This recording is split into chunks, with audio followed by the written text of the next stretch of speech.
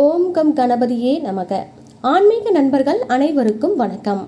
இந்த பதிவில் வரக்கூடிய வைகாசி மாதத்தினுடைய தேய்பிறை சங்கடகர சதுர்த்தி அன்று விநாயகருக்கு நாம் இந்த தீபத்தை ஏற்றுவதனால நமக்கு கிடைக்கக்கூடிய பலன்களை பற்றி இந்த பதிவில் நாம் பார்க்க போகின்றோம்.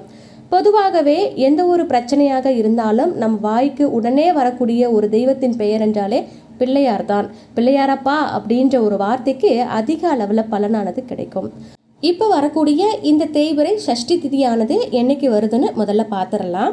வரக்கூடிய ஞாயிற்றுக்கிழமை, அதாவது 26/5/2024 ஞாயிற்றுக்கிழமை மாலை 6:28 மணி அளவில் இந்த திதியானது தொடங்கி திங்கட்கிழமை மாலை 5:28 மணி அளவில் இந்த திதியானது நிறைவடைகின்றது.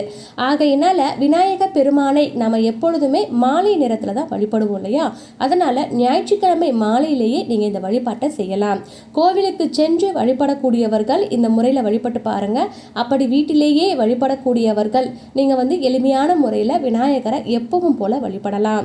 இப்போ இந்த பதிவில் பார்க்க போறதுன்னு பார்த்தீங்கன்னா, தீராத கடன் பிரச்சனை, அதாவது குடும்பத்தில் வருமானமே இல்லை, நல்ல வேலை அமையலை, எதற்கெடுத்தாலும் குடும்பத்தில் பிரச்சனைகள் வந்து கொண்டே இருக்கு, ஒரு புது முயற்சி தொடங்கலான்னு நினைக்கும் பொழுது அதில் பல தடைகள் வந்து கொண்டே தான் இருக்கு, இப்படின்னு பல பேர் கஷ்டங்கள்ல இருப்பீங்க.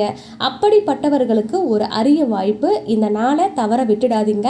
நீங்க நல்ல வேலை அமையணும்னு நினைச்சீங்கன்னா விநாயகருக்கு இந்த ஒரு தீபத்தை 16 வாரம் தொடர்ந்து ஏற்றுக்கொண்டே வாங்க. வாழ்க்கையில நல்ல வேலையானது நிச்சயமா அமையும். அது மூலமா உங்களுக்கு வருமானமும் பெருக ஆரம்பிக்கும். வருமானம் பெருக பெருக உங்களுக்கு இருக்கக்கூடிய கடன் பிரச்சனைகளை உங்களால் சீக்கிரத்திலேயே அடைத்து விட முடியும் என்ற நம்பிக்கையோடு இந்த வழிபாட்டை நீங்கள் செய்ய ஆரம்பிக்கலாம். திருமணமாகாமல் நீண்ட நாட்களாக தள்ளிக்கொண்டே சென்று கொண்டு இருக்கக்கூடியவர்களுக்கு இந்த வாய்ப்பானது பயன்படுத்தி கொள்ளலாம். அதே போல குழந்தை பேர் இல்லாதவர்களும் விநாயகருக்கு இந்த தீபத்தை ஏற்றலாம். பொதுவாகவே விநாயகரை வழிபடக்கூடிய நாட்கள் அப்படிங்கிறத நம்ம தெரிஞ்சுக்கணும்.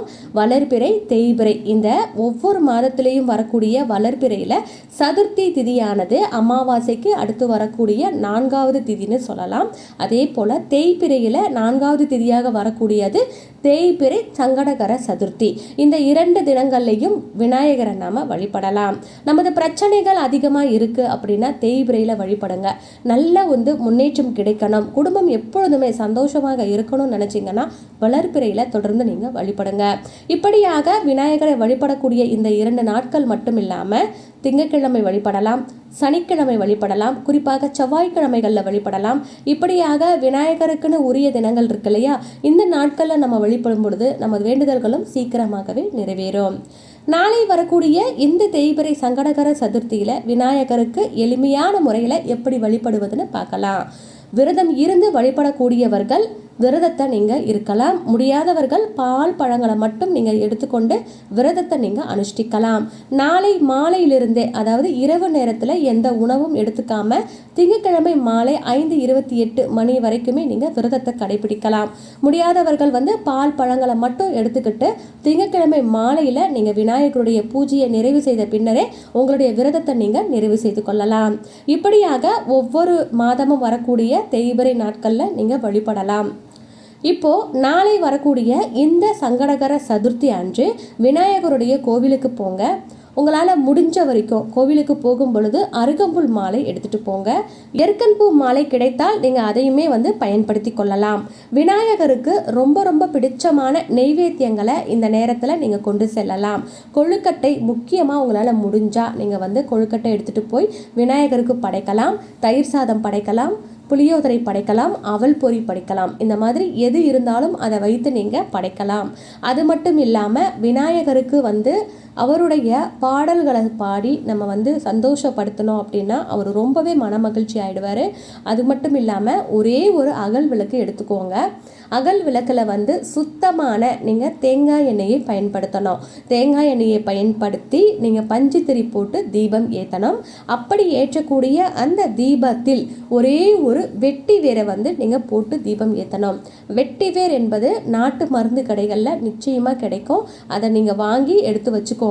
ஒவ்வொரு முறையும் நீங்கள் தீபம் ஏற்றுவதற்கு செல்லும் பொழுது இந்த வெட்டி வேர்லேருந்து ஒரு பகுதியை மட்டும் கட் பண்ணி எடுத்துகிட்டு போய் நீங்கள் விநாயகருடைய கோவிலுக்கு முன்னாடி இந்த அகல் விளக்கில் தேங்காய் எண்ணெய் ஊற்றி வெட்டிவேர் போட்டு நீங்கள் தீபம் ஏற்றி மனதார விநாயகருடைய நாமங்களை சொல்லி உங்கள் பிரார்த்தனைகள் என்ன அப்படிங்கிறத மனசில் வேண்டிக்கோங்க. விநாயகரை ஆத்மார்த்தமாக வேண்டி உங்கள் பூஜையை நீங்கள் நிறைவு செய்யுங்க. இதே போல் தொடர்ந்து ஒவ்வொரு மாதமும் வரக்கூடிய தேய்பிறை சங்கடகர சதுர்த்தியில் இந்த முறையில் நீங்கள் வழிபட்டு உங்கள் வேண்டுதல்களை வைக்கும் பொழுது அதற்குண்டான பலனானது சீக்கிரத்தில் உங்களுக்கு கிடைக்க ஆரம்பிக்கும். அப்படி உங்களால் தேய்பிறை சங்கடகர சதுர்த்தியில் முடியலை அப்படின்னா வாரத்தில் வரக்கூடிய நாட்களில் நீங்கள் செய்ய ஆரம்பிக்கலாம். திங்கட்கிழமை செய்வது ரொம்ப ரொம்ப சிறப்பு. திங்கட்கிழமை தோறும் நீங்கள் ஃபாலோ பண்ணிக்கணும். எந்த நாளில் நீங்கள் ஆரம்பிக்கிறீங்களோ அந்த நாளை குறித்து வச்சுக்கோங்க. அதிலிருந்து தொடர்ந்து வாரம் வாரம் நீங்கள் இது போல் செய்யலாம். தொடர்ந்து இது போல் வழிபட்டு பாருங்கள். கண்டிப்பாக அதற்குண்டான பலன்கள் உங்களை சேரும். பெண்களுக்கு மாதவிடாய் நாட்கள் வந்தது அப்படின்னா அந்த நாட்களை தவிர்த்து விட்டு அடுத்து வரக்கூடிய நாட்களை கணக்கில் வைத்துக்கொண்டு இந்த விரதத்தை நீங்கள் நிறைவு செய்யலாம். தொடர்ந்து 16 வாரங்கள் இந்த விரதத்தை நீங்கள் செய்யும் பொழுது அதற்குண்டான பலன்கள் உங்களுக்கு நிச்சயமாக கிடைக்கும். விநாயகர் தடைகளை தகர்த்தெறிந்து நமக்கு வெற்றிகளை தரக்கூடியவர். வெட்டிவேரை கொண்டு ஏற்றக்கூடிய இந்த தீபமானது நிச்சயமாக வெற்றிகளை மட்டுமே தரக்கூடியது. எளிமையான வழிபாட்டு முறையை பின்பற்றக்கூடிய விநாயக பெருமானுக்கு இந்த முறையில் இந்த தீபத்தை ஏற்றி வைத்து உங்கள் வேண்டுதல்களை வைக்கும் பொழுது நிச்சயமாக அதற்கான பலன்கள் உங்களுக்கு கிடைக்கும். இந்த பதிவு உங்களுக்கு பயனுள்ளதாக இருந்ததுன்னா மறக்காம நம்ம சேனலை சப்ஸ்கிரைப் பண்ணிக்கோங்க. பக்கத்தில் இருக்கக்கூடிய பெல் பட்டனை கிளிக் பண்ணி வச்சுக்கோங்க. மீண்டும் அடுத்த ஒரு நல்ல பதிவில் சந்திக்கலாம். அது வரைக்கும் நன்றி. வாழ்க வளமுடன்.